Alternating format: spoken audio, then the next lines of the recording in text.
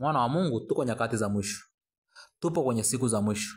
Luka 17:26 nasema, na kama ilivyokuwa siku za Nuhu, ndivyo itakavyokuwa katika siku zake mwana wa Adamu.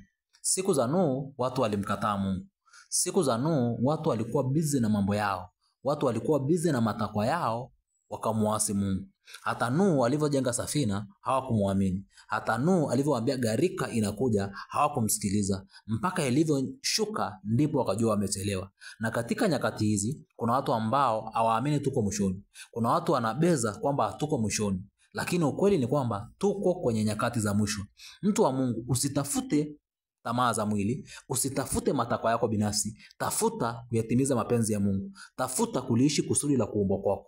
Mwana wa Mungu, usitafute umaarufu, usitafute kwanza utajiri, tafuta kwanza kumpendeza Mungu.